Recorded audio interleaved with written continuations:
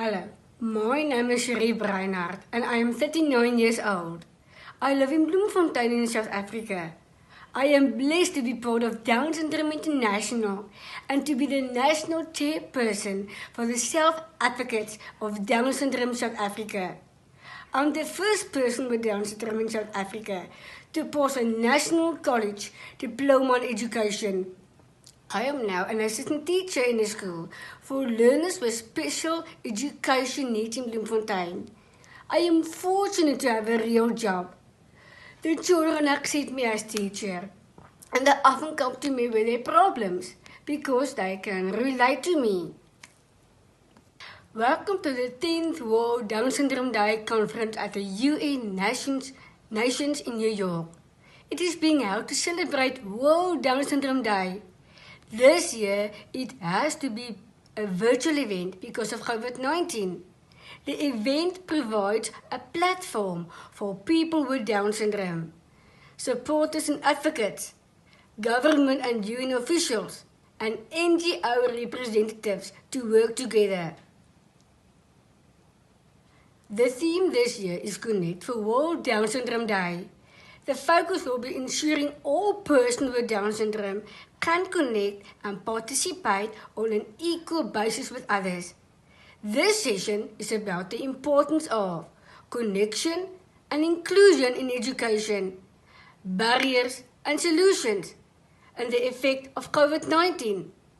It is the second of 3 sessions in this conference. Each session is being held as a webinar this year. A few things about this webinar for you joining us on GoToWebinar today. You can make comments or ask questions in the chat box. If we don't get back to you during the webinar, we will get back to you as soon as possible afterwards. There is a program and information for this event in the handout section. We would also like to ask you to complete a very short survey when you exit the webinar. We value your feedback. First, I would like to welcome Dr. Ruth Warwick from Canada. Ruth is the first Vice President of the International Disability Alliance. Ruth is going to be talking about inclusive education for all. Hello, my name is Ruth Warwick, and I'm the first Vice President of the International Disability Alliance and President of the International Federation of Hard of Hearing People. And it is my pleasure to be able to present on inclusive education today. I will be talking about the IDA Inclusive Education Flagship Report entitled, What an Inclusive, Equitable, Quality Education Means to All of Us.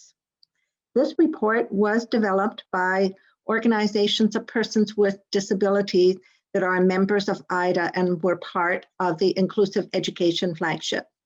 And it was quite an accomplishment for us to come up with the unified statement, and particularly important as we advocate for inclusive education with the CRPD committee and other bodies.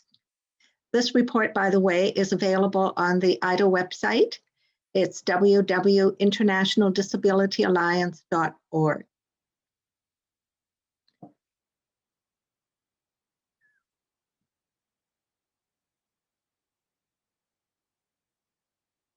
Now, the main concept of the report is that in an inclusive education system, all learners with and without disabilities will learn together. So it means that everyone is included in an inclusive education system. And they will learn together as much as possible in their local community schools.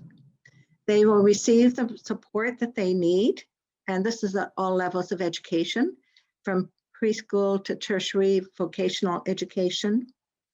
And these schools will be inclusive and accessible, and they will also include sign language bilingual schools.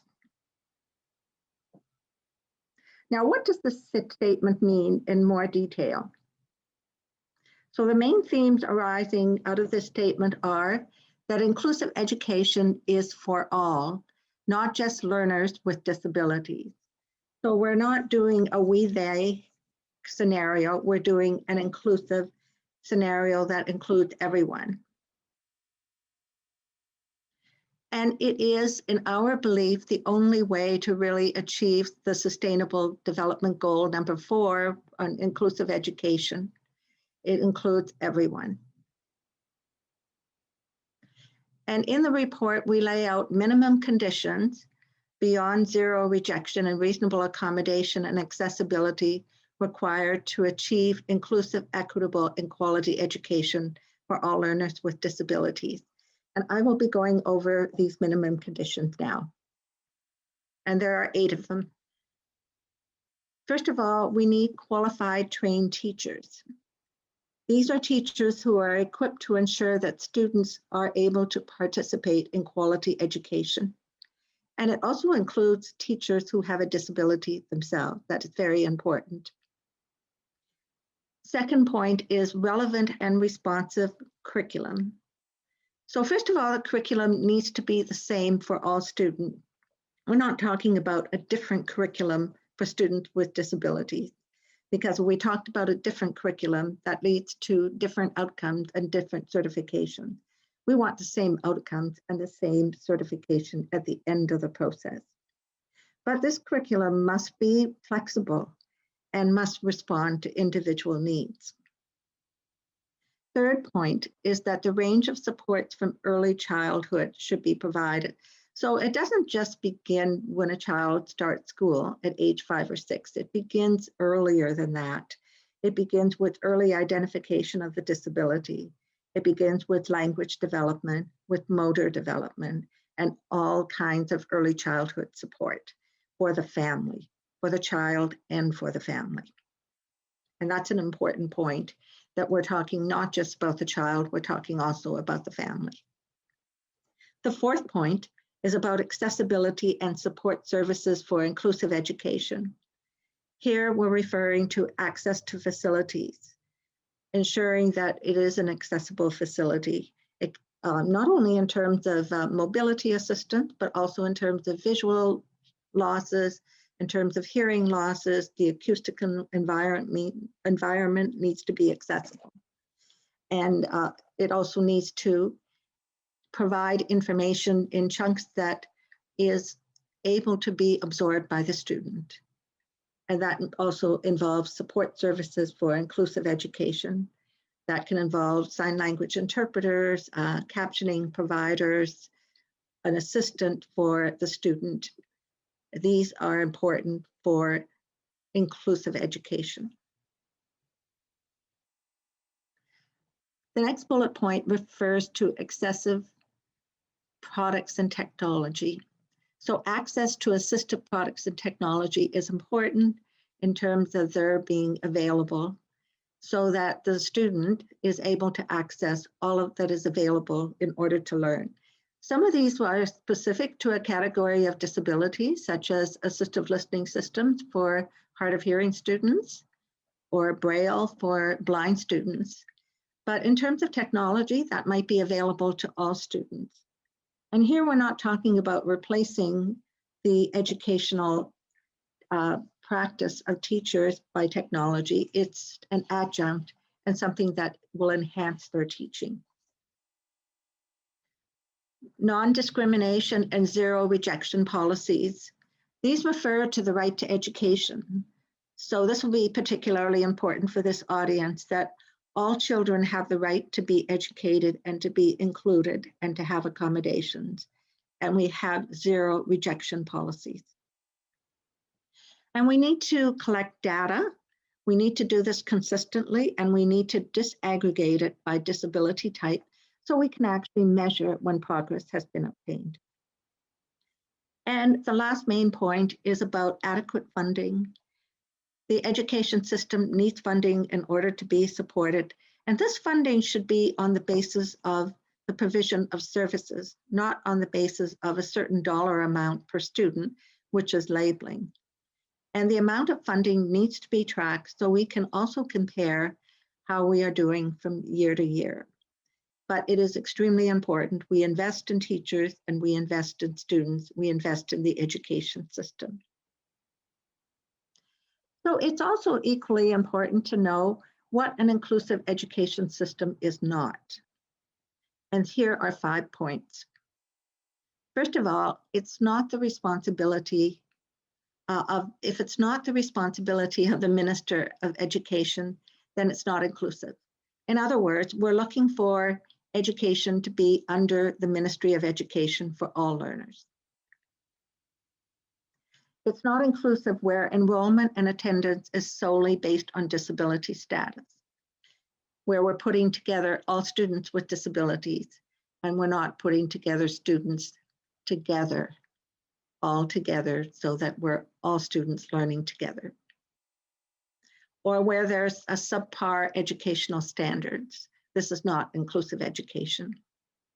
And where it does not lead to equal education outcomes, qualification, or certification.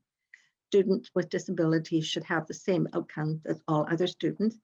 It may take different inputs to get there, but the end objective is the same.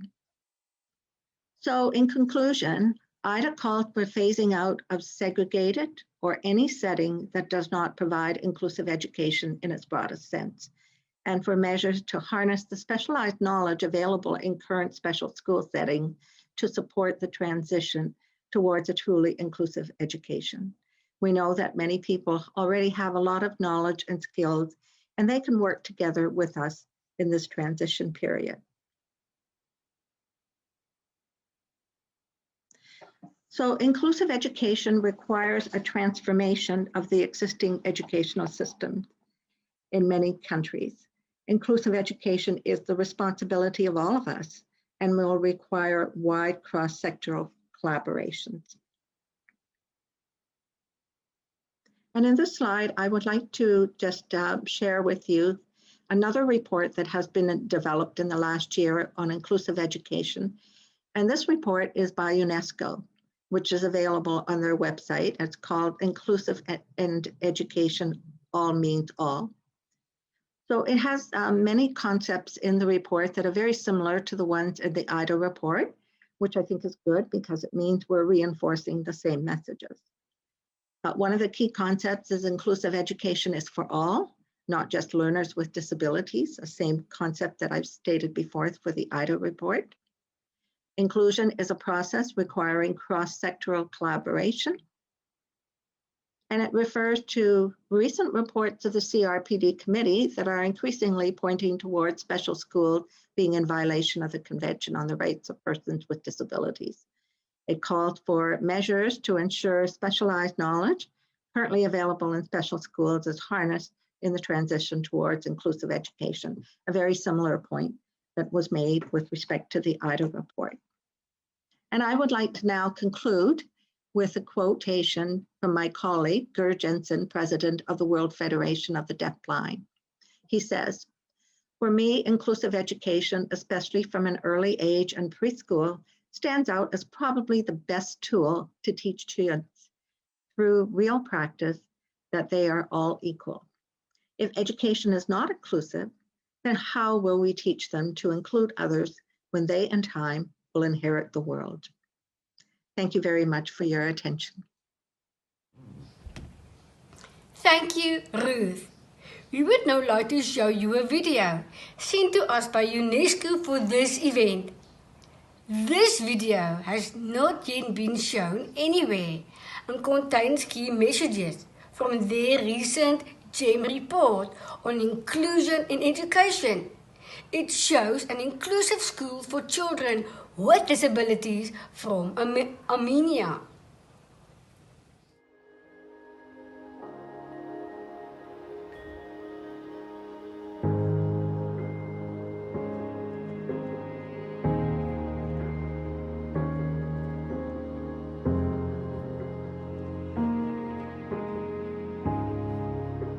The most difficult challenges that these children face, it is stereotypes and prejudice resulting wrong attitude towards these children, forcing these children to be excluded, often fully isolated from the mainstream.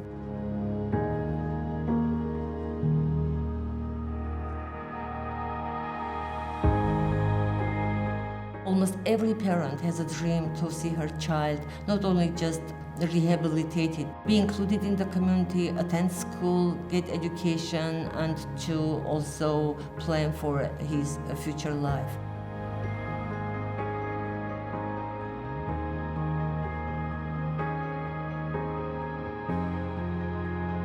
Որն էր առաջին նպատակը, որ գորը տեսնի, սկսի իր առաջի կյանքի մեծ քայլերը սկսում ենք դպրոցից։ Ինքը պիտի դներ այդ մեծ կյանքի համար քայլեր։ Պետք էր ուսուցիչն աշխատեր ծնողական ամբողջ անձնակազմի հետ, որպեսզի ծնողներն ընդունեին։ Տանը իրենց երեխաներին դասիրակեին այնպես, որ գորը ձեզ նման, ձեզ հավասար երեխա է։ Դասարանի երեխաները միանգամից սկսեցին մեծանալ։ Օգնություն գորին, դեպի դասարան, դասարանից հետո դեպի ճաշարան, օգնել գորին հավաքել պայուսակը, նստել աթոռին, դրանք լրիվ մեծ ձեռքբերում էր եւ երեխաների համար, եւ գորի համար, եւ որպես ծնող իմ համար։ The school has psychologists, special educators, speech therapists, teacher assistants.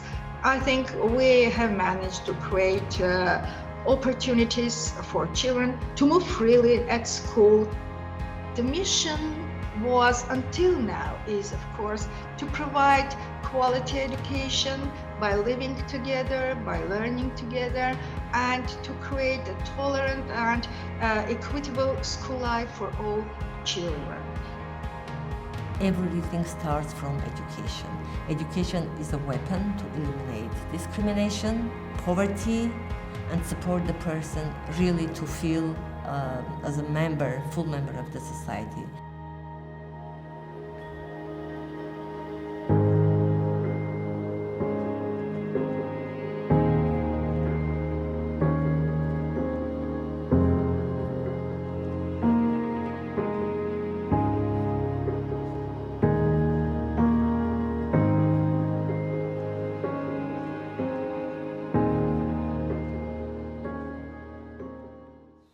Thank you for your presentation.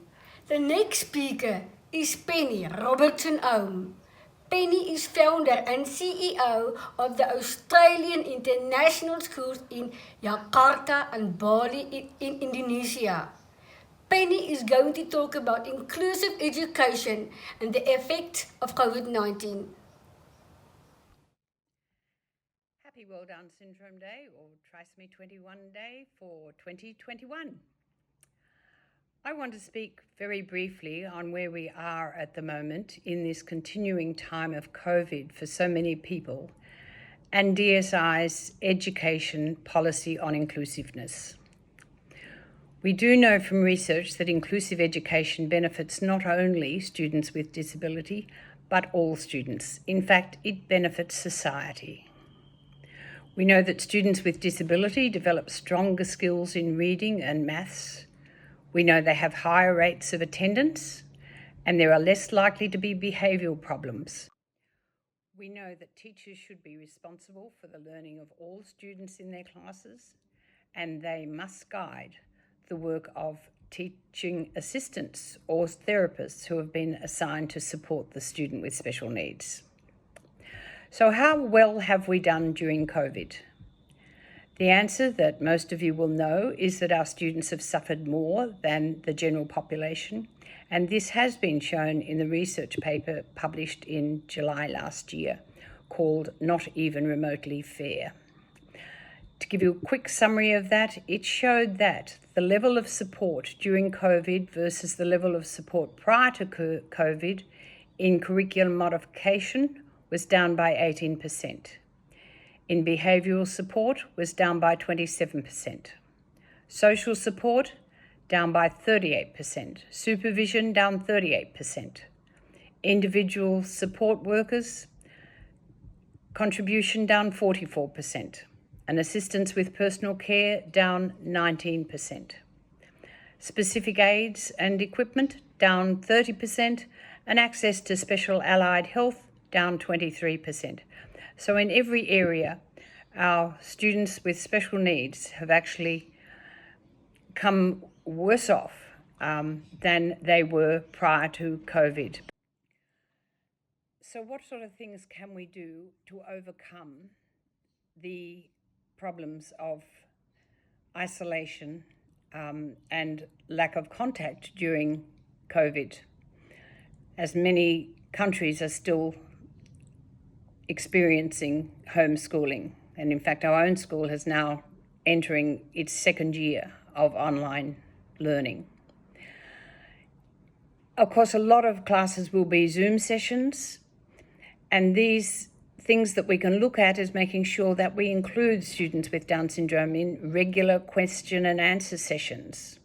We can set up peer groups to work on joint projects together. They can be small groups within the class.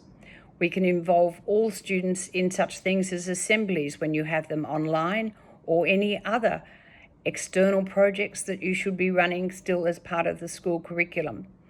And we can link parents in class to set up a small group so that the social activities can still go on. And this will really require the input of parents of the students with disabilities, in this case Down syndrome, to ensure that they take an active role in advocating for their child, not just with the teacher, but they can get the teacher on side to basically help them set up a contact group with other children from the class. It only has to be 10 minutes a day or every couple of days, just so that that social contact is there, because you will find that the students in the class will be keen to do it. But it has to be organised by someone, and a lot of times the parents are a little hesitant about doing so. So feel free to approach your teacher or your school or the teacher support person or the therapist, because these are the things that are most important. In fact, what we've found is that social support had the strongest association with students feeling supported, being part of the learning community and engaged in learning, and feeling less socially isolated. So even if we just address that one thing for the moment, that would help. I want to show you on a slide one thing that I've learned about, one thing I received this week about student well-being. And the important thing that I noticed when reading it was that it did refer to the fact that all classroom and specialist teachers met to reflect on student well-being. And it did pick up that there were gaps in social development that are appearing in cases where students had not physically seen their peers for an extended period of time. And it did look positively at the things that the school could do to help the class feel connected. One thing that I read which was very important in this was that it was providing enough opportunities for students to talk and express their views and or their emotions. So teachers are committed to making time for this, and in addition to take steps to ensure the tasks are varied enough and not overwhelming for students. So these things can happen, and they will support the well-being of the student and consequently of the family. So I think my time's about up, but the thing that I want to reiterate is that the most important thing is the social support that had the strongest association with students, all students this is talking about, not just students with special needs, feeling supported while they were doing online learning or being isolated. So that's the sort of thing we need to overcome, even if it's just a telephone call. So thank you for your time, and have a happy World Down Syndrome Day. Thank you. I now want to address returning to the classroom, as many schools are now, having got vaccines, facing face-to-face learning once again. And to do so effectively, schools must plan to meet all the needs specified in the child's educational plan in school as the children return. And one way of doing this would be to set early review dates as soon as possible for all children who have additional needs. This approach would enable teachers, therapists, parents, and learners to review their needs, as they now will have been out of school for a very long time, and it will help also to establish a well-formed plan to meet those needs in a timely way. This is also an opportunity for schools to evaluate and develop the ways in which they provide inclusive education for learners with Down syndrome, with equal value given to meeting their academic and social needs. This should include addressing missed lesson opportunities when they experienced during last year. If the school is delaying the meeting dates for review of the education plan, then I suggest it's worth referring to the slide presented earlier to illustrate the amount that students with disabilities have been handicapped by the lack of focus on their needs during 2020. So now we should be able to see that a 20 to 30% extra support is put in for 2021. Some learners have also shown benefits from home learning, and this may lead to more flexibility within the education system for blended learning. It's certainly something a lot of schools are looking at in terms of the flexibility of hours, times, and the number of school days even.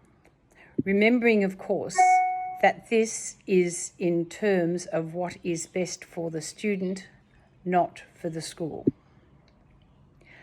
Finally, to families who feel that they spend all their time advocating, I ask you not to be put off by this, as you will see the results of your work. 40 years down the track, I can tell you that every effort you make is not just for your child, but for the families who come after you. And when I look back now at the changes we have seen in my daughter's lifetime, they have been amazing. And these changes are not just in her abilities and acceptance, but most importantly, in changes to society's attitude to inclusion. So while at times you feel that you're banging your head against a brick wall, I can tell you that it only looks like a brick wall. It's paper thin, and pick yourself up and keep working for what you believe in for your child's sake and for every child with Down syndrome worldwide. And finally, I'd like to thank Down Syndrome International for putting on this webinar, for bringing World Down Syndrome Day to the world, as this is now our 15th year of celebrating World Down Syndrome Day. And so on that note, I wish you happy advocating and a happy World Down Syndrome Day. Thank you very much.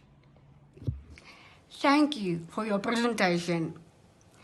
I would now like to introduce Rodrigo Mendes from Brazil. Rodrigo is the founder and the CEO of the Rodrigo Mendes Institute.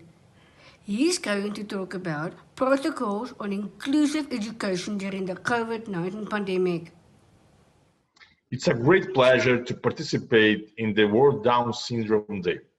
We started working with Down Syndrome International 2 years ago, and we are honored to extend our collaboration in the challenge of advancing inclusive education around the world. At the end of March, right after the schools closed in Brazil, several secretaries of education started looking for us, asking if we could support them in the challenge of thinking about how the return of students with disabilities to schools would be after social isolation ended, both from pedagogical point of view as well as sanitary. So we conducted research in order to provide reliable information.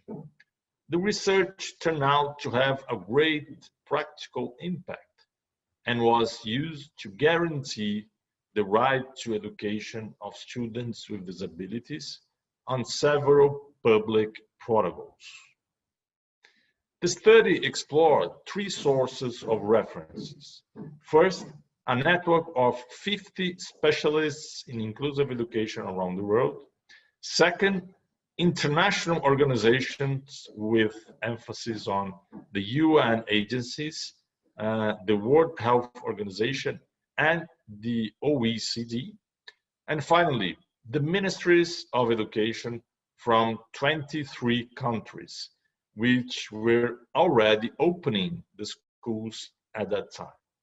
So the survey considered Australia, Austria, Canada, China, Denmark, England, France, Germany, Italy, Japan, Jordan, Norway, New Zealand, Ireland, Portugal, Scotland, Spain, Singapore, South Korea, Taiwan, United States, Uruguay, and Wales. We ended up finding a lot of material, and the research is already available for download on our website. The research is organized in 3 chapters. The first explores the broad set of rights that must be guaranteed to people with disabilities, which involves not only the right to education, but also health and information, including accessible information and simple language for people with intellectual disabilities. The second chapter deepens the considerations about education during the period of social isolation and argues that educators, support professionals, and school managers need to continue to work together, looking for alternatives so that distance learning incorporates multiple pedagogical strategies, the flexibility of activities, and the accessibility of content. And in the third chapter, we present the recommendations brought by the international protocols on the reopening of schools, which are organized in 3 axes: the criteria for returning to schools, health issues, and third, social distance.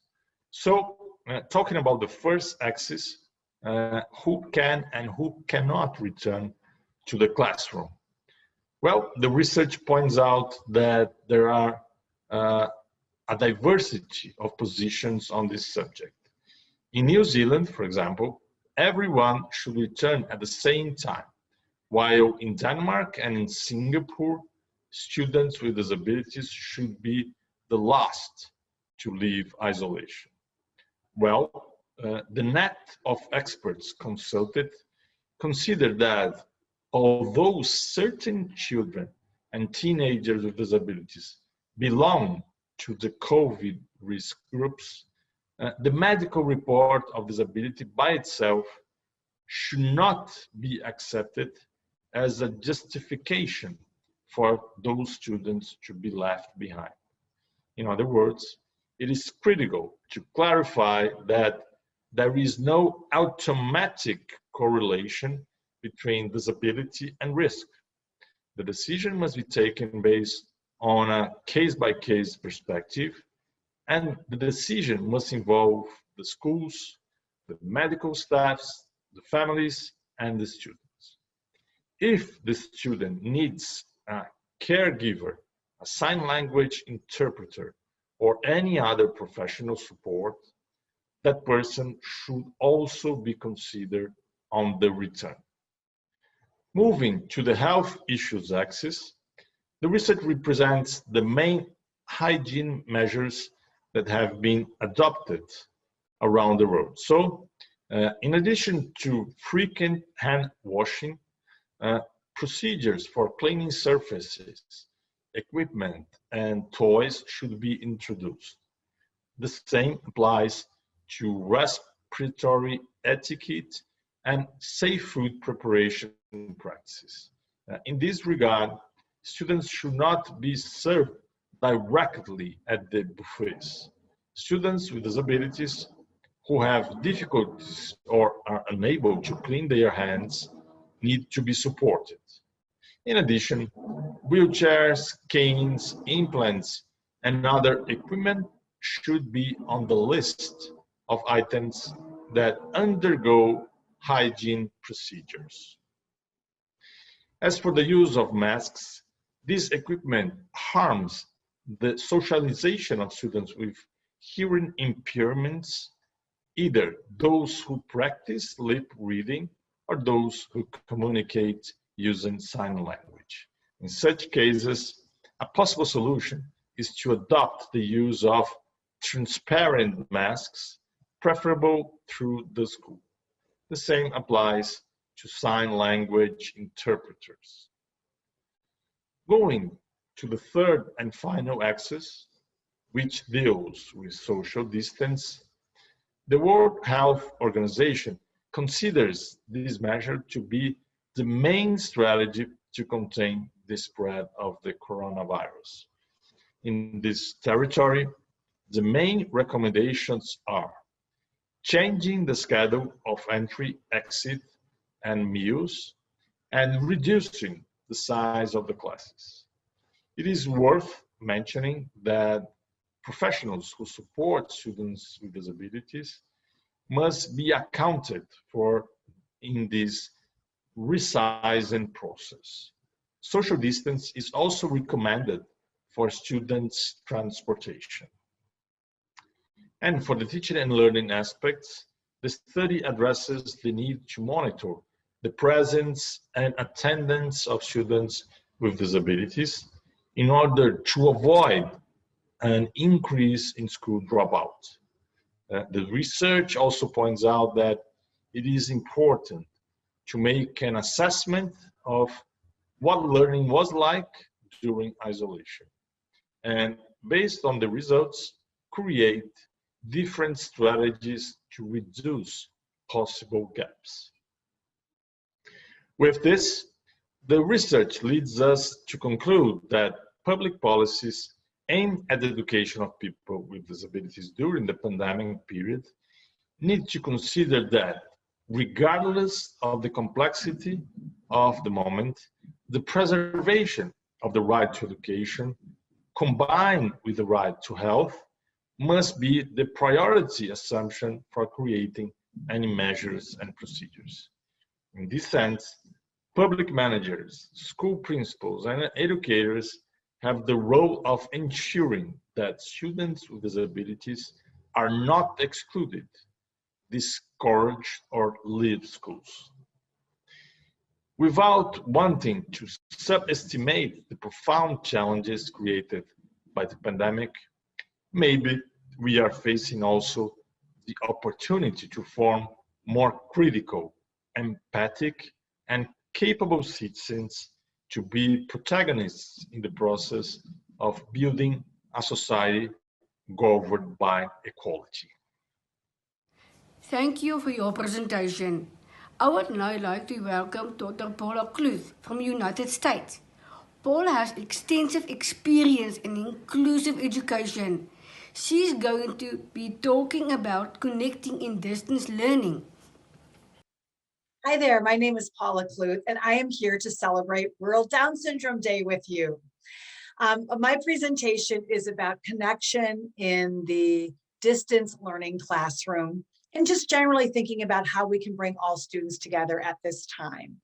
So without further ado, let me do a formal introduction, a more formal introduction.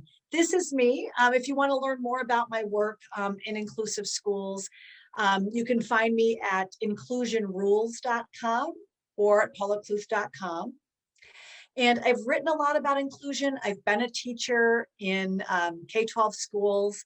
I've been a professor of education, and everything I've done has been in this area of supporting all students in general education spaces and thinking about related supports like universal design and co-teaching and positive behavior support. And some of the ideas I want to share with you in this quick video are things that we would do now, but they're also things I think that are just best practice for subsequent months and subsequent years, maybe even lessons learned from this time. So the first idea is letting families lead, and that's certainly not a new idea, but it's something I hope that we are thinking more about since we had to have such close collaborations this year. One of the things that I began sharing almost immediately in the pandemic was this form for virtual learning and asking families, how would you like to communicate and connect? Because no matter if it's a pandemic or not, Inclusion means really listening to each other, knowing families' biggest priorities, and that doesn't change now that we are in distance education. So we always want to know what are your biggest concerns? Are they health, communication? Is inclusion a big concern? How would you like to connect and communicate? How do you want to share stories back and forth? How do you want me to communicate with your child? And who else do you want your child to connect with and communicate with at this time? I know some students really needed to connect with their general ed teacher. Some students really needed to connect with the school secretary because they missed that person. And of course, many students need to connect with peers, which we're also going to talk about. So the first idea is make sure that you're letting our families lead and really listening boldly and generously. Now we want to talk about how to keep kids connected to their peers. And there's all kinds of ideas about this, but one of my favorites is to just do what my colleague Lisa Orvis suggests and ask. Just ask. So Lisa's daughter wanted to take guitar, and so in her senior year, she began to play the guitar. And when the pandemic forced us all home, she began to submit her video recordings to her teacher, but that wasn't very exciting.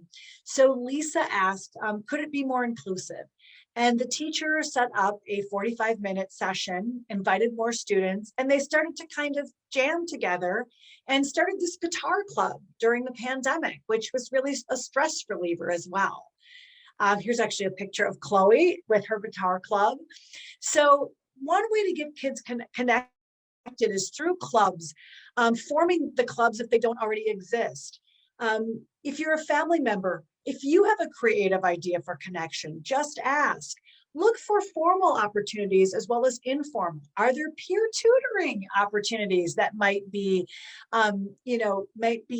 already part of what happens at your school or something that you could invent?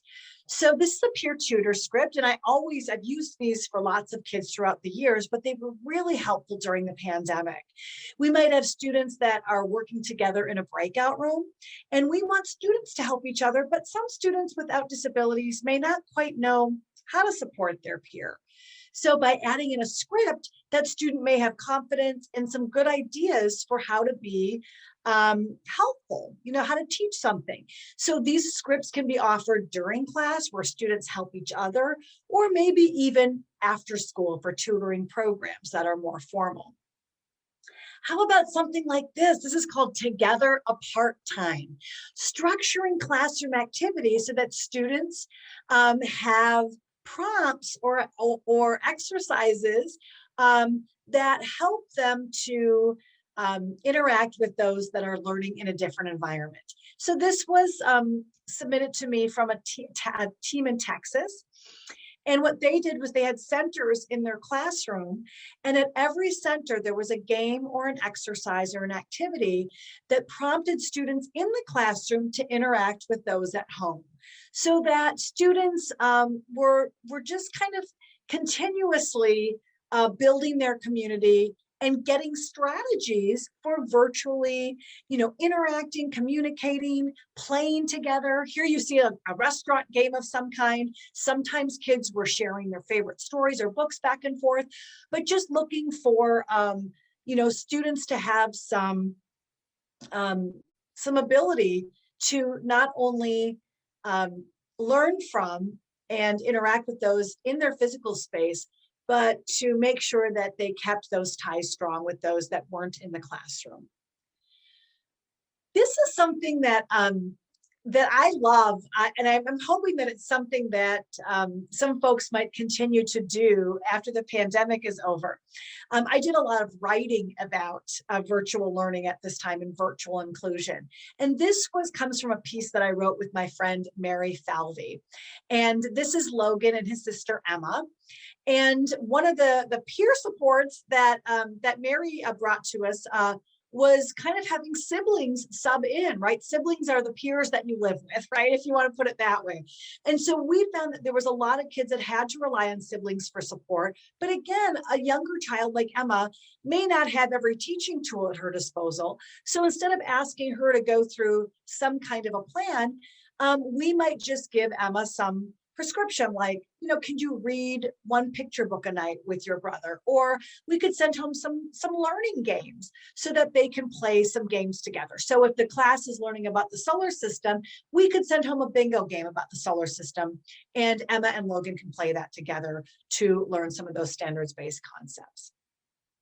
Finally, we might bring the IEP home as one way to stay connected to our students and to help our students stay connected to standards-based learning and even potentially to their peers. This involves, teachers working with families, looking at the IEP and saying, let us help you translate this IEP into daily exercises, into your rituals. This is especially helpful for families who might not be able to provide a lot of support for their students as they sign into the computer and attend those classes. So if families really need, extra help, we might help them to think about how that IEP can work for them at home. So we're going to take every single IEP objective and we're going to help them think about ways that they can teach that or support it. If a child has a choice-making objective, maybe they could send one classmate a note every day. The parent could work on that, or maybe a speech pathologist could. Maybe if a parent says that they would like to do that, as a teacher, I can send home some stamped postcards that are addressed to classmates. And now we have another way to stay connected to our peers. Another choice might be picking a content-based video to watch, or maybe even choosing my schedule. So there's lots of ideas here, but I think we're this reinforces that connection isn't just about students, but really working very closely with families. I hope that some of these ideas were helpful to you and that you enjoy World Down Syndrome celebrations. Again, my name is Paula Kluth, and I'm hoping there's at least one little takeaway in there for you to not only help your distance learning efforts, but to kind of maybe help you think about inclusion more broadly. Thanks and goodbye. Thank you, Paula. The next speaker is Dr. Rhonda Verger. Rhonda is director of the Down Syndrome Research Program at the University of Queensland in Australia, where she is Deputy Head of the School of Education. Rhonda's presentation is called Virtual Learning for Children with Intellectual Disabilities, Strategies and Techniques for Teachers and Parents. We will be thinking in this short presentation about some possible strategies for teachers and parents in virtual learning for children with intellectual disability. But before we get underway, I wanted to introduce you to my vested interest. This is my daughter Ruth, and she will soon be 25, and she has Down syndrome.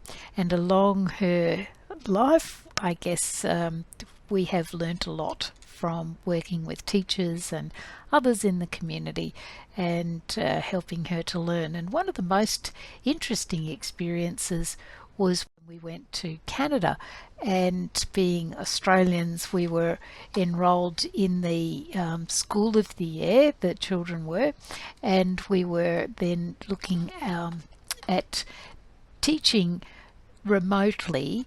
The School of the Air is a very interesting Australian invention. I suppose it started in the 1950s in Alice Springs by the Royal Flying Doctor Service, and they taught children by radio, two-way radio, high frequency radio. When we went to Canada, of course, the radio wouldn't get there, and we took 32 kilos of books on the plane with us and other learning materials, and then we emailed assignments back or posted them because the internet wasn't so good for learning at that point. The School of the Air and the School of Distance Education continues in Australia, but we learned a lot in that experience, even though it was only 6 months, of sitting around the dining table and doing schoolwork. It's an interesting experience, to be sure. And then came the virus, And through that, we've all had to learn a lot. And one of the most common issues raised by parents has been that reasonable adjustments needed by their child have not been provided.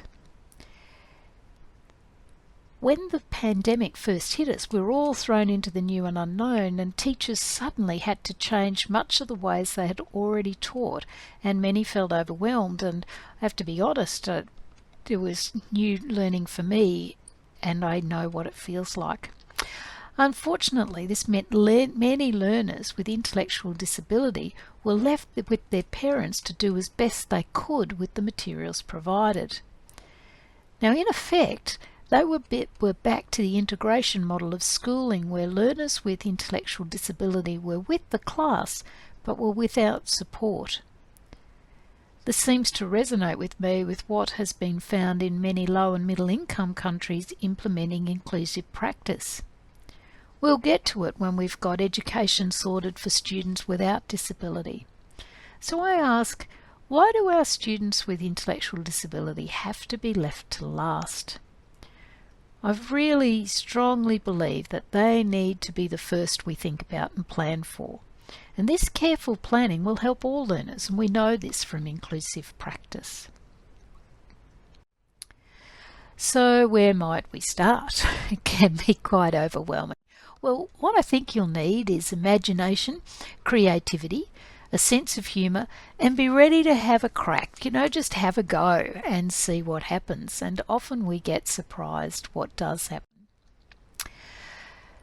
My first strategy is to focus on the big ideas, and that's the key concepts. Now, I work a lot in mathematics education, and one of the key concepts that often comes up is number.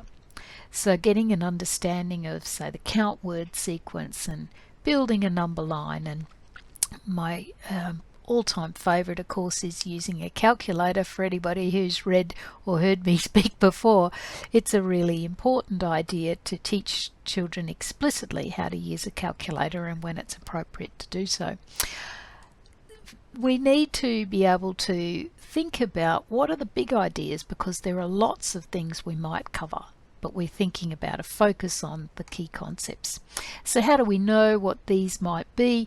Well, they're in the syllabus or curriculum standards or in the textbook. The second strategy is adjusting the year level curriculum. So taking the curriculum that you would for the rest of the class, and then you make adjustments for learners with intellectual disability. So you're not thinking about them as separate and discrete, you're actually thinking about them as part of the class. So you start with the lesson you've planned for the class, you think about where blocks to learning might be, and parents can help here because they're working with their child, and particularly in a virtual learning environment they will be heavily involved, and so they might be able to provide feedback about where some difficulties are. Then you explicitly plan adjustments, but only provide these if they're needed, because often students will surprise us. They will just be able to do things that we thought might have been too hard for them. And then if parents and carers are available to assist, provide guidance for them so they know what they're expected to do to be able to contribute. So that's strategy 2. Strategy 3 is about planning the day. I guess we're a bit into this virus now and the learning remotely, but at first there was a sense that we needed to have kids sitting down at the desk as though they were there for their full school day all the time, whereas that doesn't happen in schools. Kids are up doing other things and having breaks and so on. So remembering that even though they're at school, it's not all schoolwork. So if we're doing that at home, we don't have to do it all the whole day, it's just as schoolwork. So families will be grateful for a suggested timetable. And don't forget to include the different activities. This one I credit West Beach Primary School in Adelaide in Australia, that they sent this home to reassure parents that they didn't have to be there doing work the whole time, that there were time for exercise and relaxation and so on. So including physical activities is important, and then outdoor activities if people are allowed to go outside. So strategies for busy families, one of the things that I think is important to realise is that there's so many things going on in a family, and schoolwork for our child with an intellectual disability has to fit in amongst that. So I think it's a matter of picking your focus, so talking with the teachers about what's the key thing, back to strategy 1, what's the big idea. So we're not trying to do everything all at once. It's overwhelming for us and for the child. The little bit often rule works, so it's better to spend 5 minutes just going through whatever it might be. It might be saying 13, 14, 15 a few times, or it might be, oh, look at this word says cat. So that little bit often, much better than sitting down for an hour and everybody ending it all up in tears or tiredness. I think it's helpful then to have a box of school gear handy. So this used to be a box that we had on the dining table or nearby, so that if the moment struck, we'd be able to just grab something. It wasn't a big deal, and it didn't take very long. So we could do the little bit often rule without having a lot of planning ahead of time. And then I suggest if it becomes a battle, retreat, because this is about a relationship with our child which is ongoing. This is much more important in the end. And so we don't want to give up altogether. It just means we will take a different tack. We'll try something different. We'll take a different subject. We'll have a break. We'll come back to it and think about it in a different way. And here asking for support from teachers about alternative ways can be very helpful. Strategy 4, working offline. I thought I'd show you this picture. This came out early in the virus when our schools were closed here, and these are some kids out in Western Queensland receiving their USB by drone because the internet wasn't out there working terribly well and the mail was taking longer, and this was on a TV program, the news, and I thought it was just rather delightful. So we can't expect all kids to be online or able to be online. And certainly for our child with an intellectual development disability, it's not easy for them to learn online unsupervised, and so most likely we'll be working with the families so that they can help and implement the teaching at home. Plan a week of work rather than day by day, so that allows the family to fit it in amongst all their busyness. And if it doesn't get done today, tomorrow will do.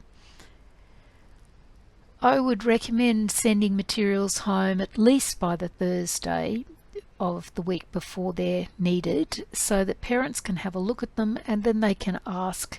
We can't assume that parents will know all of the ways that we're teaching things in schools, or that they will remember all the different areas of learning. So it's important that they can go through it and check that everything is clear for them. And then check in online with the parent if this is an option rather than the child. So just checking in, how are you going? Is there anything I can help with? For number 5, assessment the easy way. It's a really important thing to assess learning, of course, but we want to be able to catch them in the act, so we don't have to wait until we've got a test situation or gathering some other assignment work. We can see the work that's being done, and we can take samples of their work through photos or making little videos. If we use those things, sometimes the children don't like videos, but a photo of their work after it's been done is a nice record, and it's great for the teachers to see what they've done. 19% of $17,544. So 19 over 100 times 17,544 dollars equals $3,333.36. So 3,333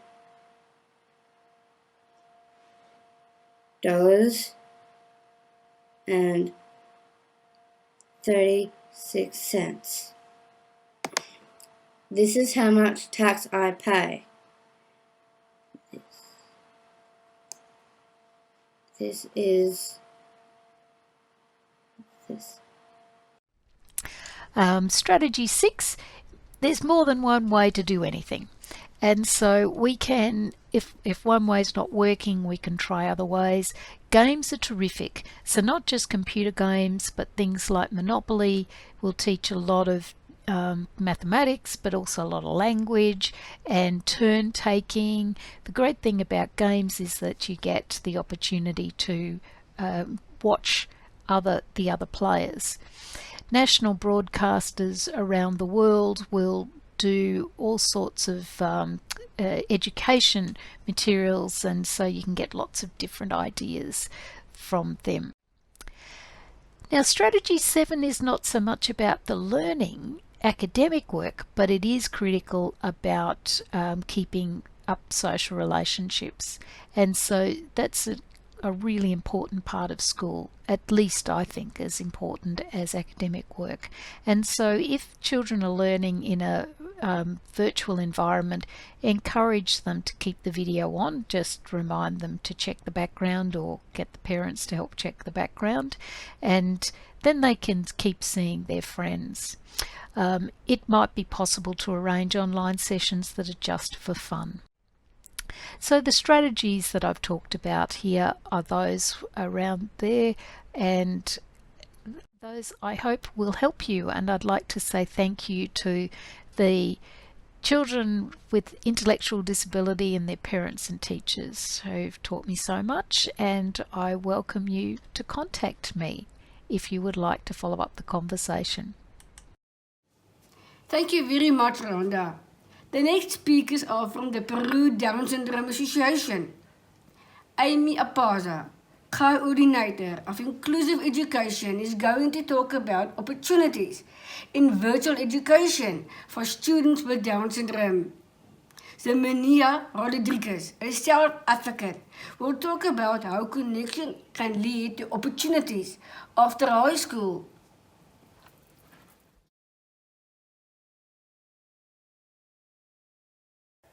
Saludos cordiales con todos. Soy Amy Pasa, coordinadora del área de educación inclusiva de la Sociedad Peruana de Síndrome de Down. La situación generada por la COVID-19 ha impactado en todo el mundo y en sectores fundamentales como la educación. En este contexto quiero destacar los desafíos y logros de los estudiantes con síndrome de Down a través de dos historias. Iniciaré con la historia de una adolescente, Natalia, que cursó el primero de secundaria en una escuela pública. Natalia estudió por clases virtuales aprendiendo a usar la tecnología. Diseñó un espacio de aprendizaje, se preparaba horas antes de sus clases y contaba con el apoyo de su familia.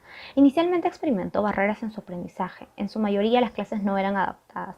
Su motivación logró derribar prejuicios sobre sus ritmos de aprendizaje. Ella fomentaba la interacción con sus maestros y sus compañeros. Desarrolló proyectos de emprendimiento, matemáticas y ciencias, como todos.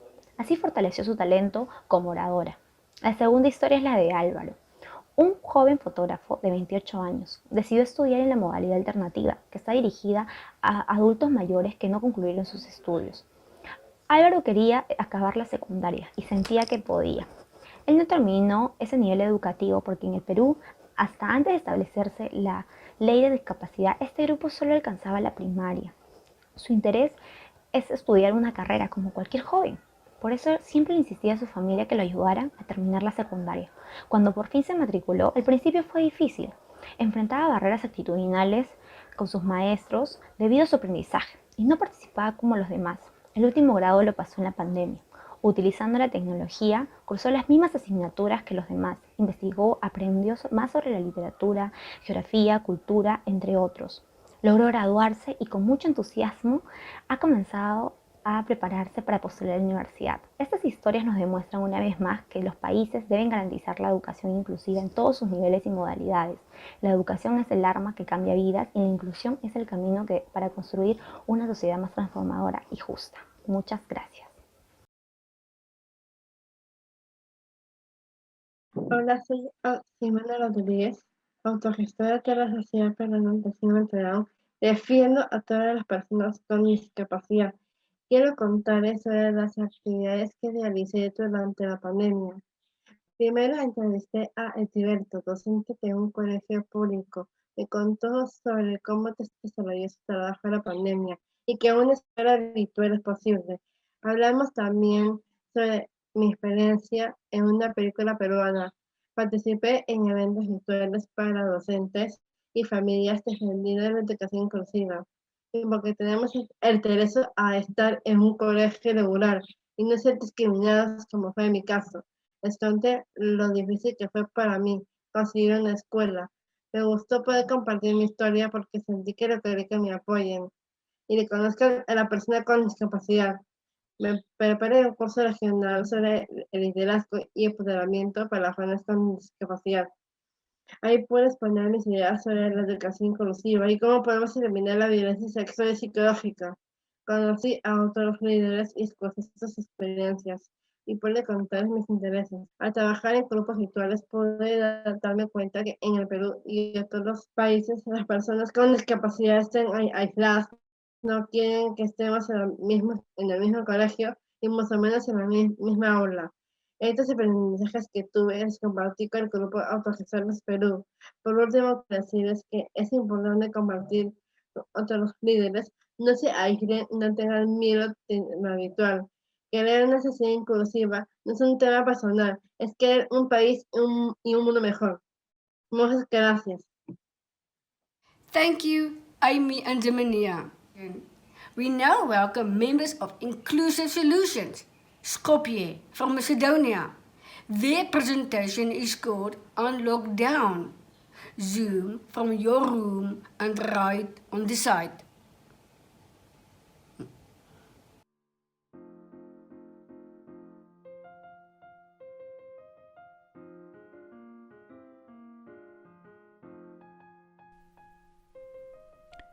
The COVID-19 pandemic has significantly affected people with Down syndrome in Macedonia.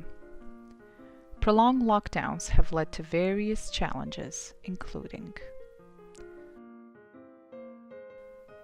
fewer possibilities to socialize in person, fewer opportunities to be physically active, an urgent need to acquire new digital skills to enable communication and online learning. So what can we do about this? On Lockdown is an initiative started by siblings of people with Down syndrome and high school students, using the Youth Mayor's Erasmus program for community projects. The idea is simple. We organize regular thematic Zoom parties and create and update a website with content which is accessible and of interest to people with Down syndrome.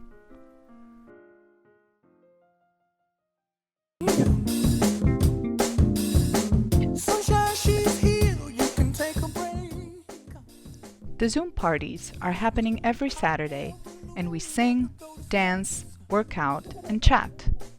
Initially, there was skepticism about how successful our online events would be. However, with every new Zoom call, we're becoming better at taking turns and participating in the party.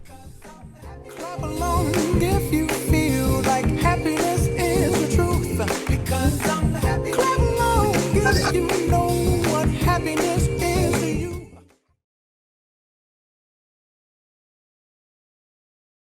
Мене ми се допаѓа во песните и многу ми се танцува.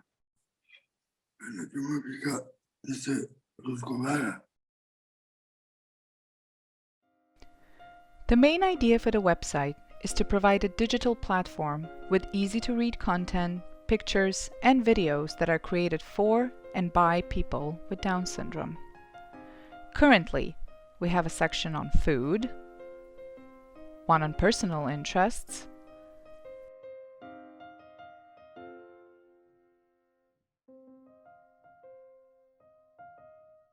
a section with useful materials, and a page dedicated to the 21-day challenge. Technology is not a substitute for in-person communication, but it can certainly help people with Down syndrome connect better and have fun in the process.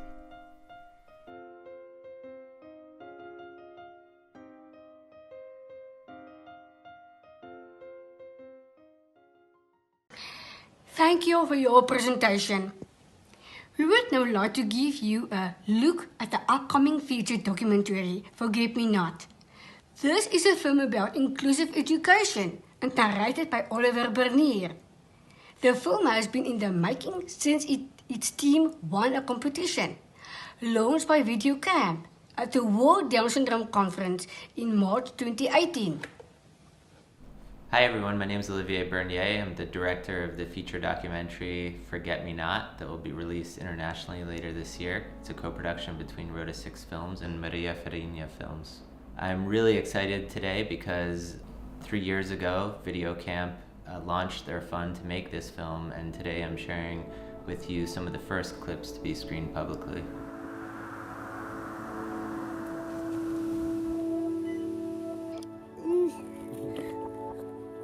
Mia, say hi. Hey! I learn about people with students with disabilities.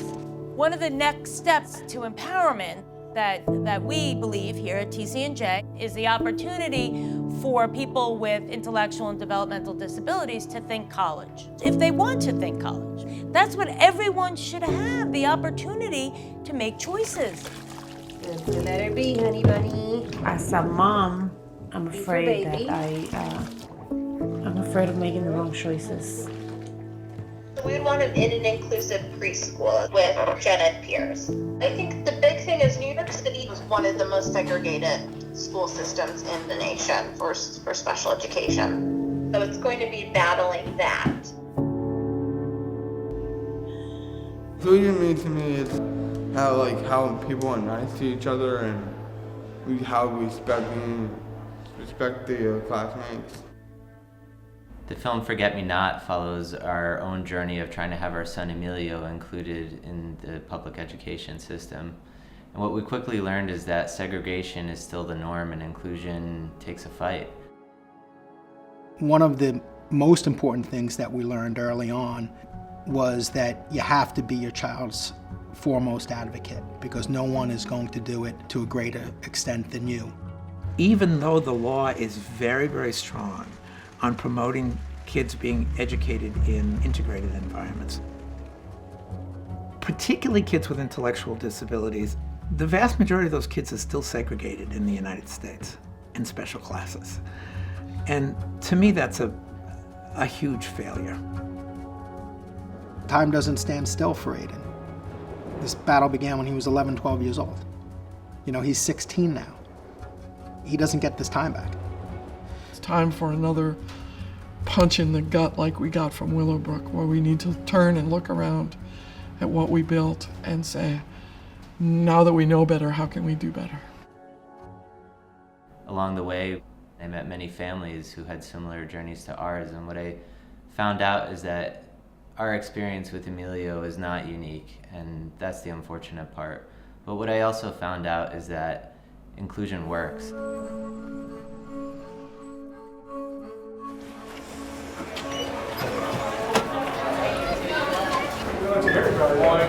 What's up?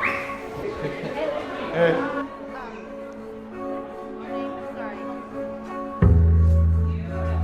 I'm gonna put this. It goes in here. No, it goes in here. It's pretty amazing what they do here. We kept all of our students together, and we rose to be one of the highest academically performing elementary schools for students with and without disabilities. I think the more we can get the word out there about inclusion, the better off we all are. The power of film and entertainment is that we can make these ideas and these concepts accessible to people that might not think about these things on a daily basis. And I hope by making this film and by us sharing the film with everyone, that they'll get a really intimate glimpse into a struggle that's real and that exists today.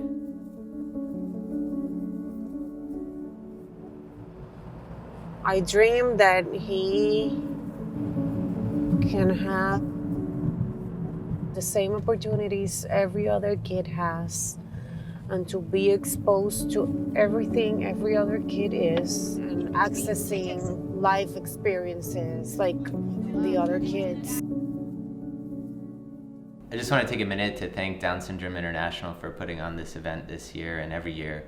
And I'd also like to thank Video Camp and all the people that have helped out with the film and that participated in the film. It really took a lot of people to make this happen. But especially I'd like to thank my wife Hilda Bernier and my son Emilio for letting me keep a camera in their face all the time. I hope by making this film that we can spread the word on inclusion, and I hope that when the film comes out, you like the film and you share it. In the meantime, you can keep up to date with the news. You can visit our site, fmndoc.com, or you could check out our social media pages where we'll be updating about the release. So thank you very much, and enjoy the rest of the conference. Thank you to Oliver Bernier and the film team. We would now like to welcome Paul Soka. Paul is the awareness leader for Canada Down Syndrome Society. He will be talking about COVID-19's impact on his university education. What happened with your school when COVID-19 started last year? I was at Mount Royal University and things got cancelled. Are you connected with your school again now, and how? I am taking online classes right now. Are you happy with the way it will work now? Why or why not? I am not happy right now. I would like to take my classes in person. Are there any solutions that would be good to use after COVID-19? I think that things need to be the way they were before COVID. When you are not connected to others, how do you start to feel? Very angry, frustrated, and very lonely. Who or what helps you with these feelings, and how?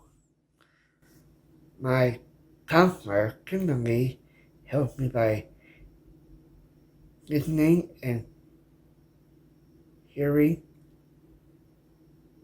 and answering me.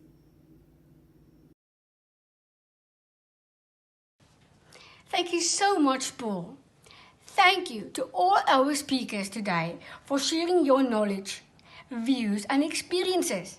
It is clear that connection and inclusion are vital to the education of people with Down syndrome and intellectual disabilities. COVID-19 has had a negative impact on inclusive education. Moving forward, we need to make sure that the principles of inclusion are upheld so that learners with disabilities are not left behind. Hello everyone, I'm Andrew Boyes, Executive Director of Down Syndrome International.